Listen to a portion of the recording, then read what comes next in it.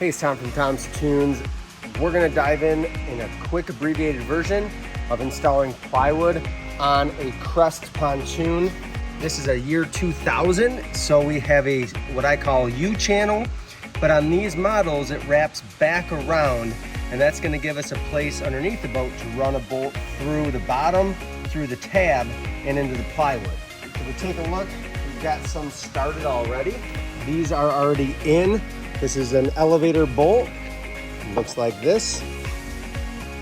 We countersink it slightly, and then we bolt through. We're going to show you the process on getting this next seam and center board installed.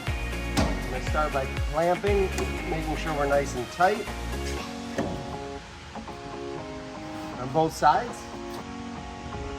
And then we're going to head underneath the boat to run holes up through. Come with me.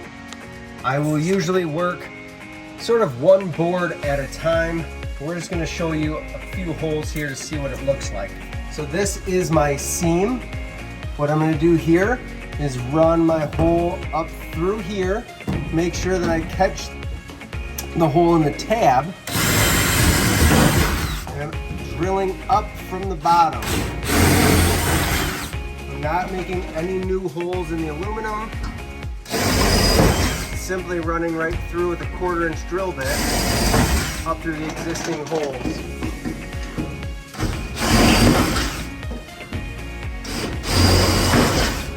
And for the non-seams, we're just going to run one hole.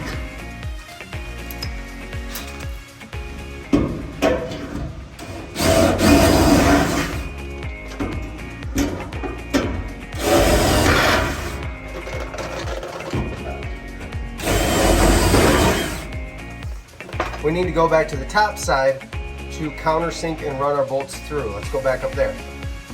So for each hole I've run up through the bottom, I'm going to take a 1-inch hole cutting bit and just take one layer of plywood off. Just countersink it slightly, and then I'm going to use a hammer to drive this down into the plywood. When I tighten the nut from the bottom, it's going to countersink a little bit. A little bit of indentation is much better under your feet. You won't feel it because the glue will fill in. I don't want to leave this risen because I will feel that under my foot. I'm going to go ahead and make my countersink on each of these, and then we'll go back underneath and tighten.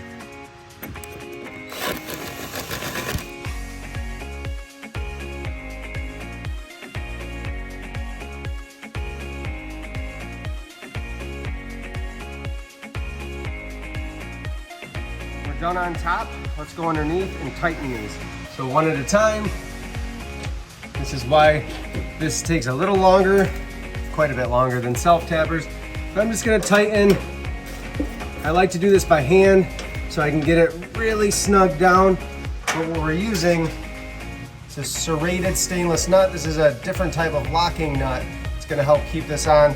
It digs into the aluminum cross member and puts it in, keeps it in place forever. It's literally the same type of hardware that we took off. I'll go through, put a nut, tighten everything down. I'll check on top before I'm done, just to make sure that everything's nice and flush or countersunk slightly. If it's not, I usually can take my hammer and hammer on the top side just a little bit, and then I can tighten a little more on the bottom. This is the one that I just tightened. I tightened the one next to it too. As you can see, nice and just slightly countersunk in, so no one's going to be feeling them under their feet. As you can tell, it's a hot day at the shop. We're going to finish this deck, get it vinyled, so we can move on with this boat. Keep in mind, if you're working on an older Crest, earlier than late 90s, especially if it's a way older Crest from the 70s or 80s, you might not have this extra flange on your cross member. It might just be a U-channel that continues straight up. In that case, you won't have this extra tab to go through, so be careful when you're tightening those nuts on the bottom to not over tighten, because it will dimple your seams down in. Just keep that in mind. This is our Crest. That's the in a nutshell version of how you're going to install your deck boards using those 3-inch deck bolts from pontoonstuff.com. I'm gonna keep sweating and get back to work. Thank you for watching.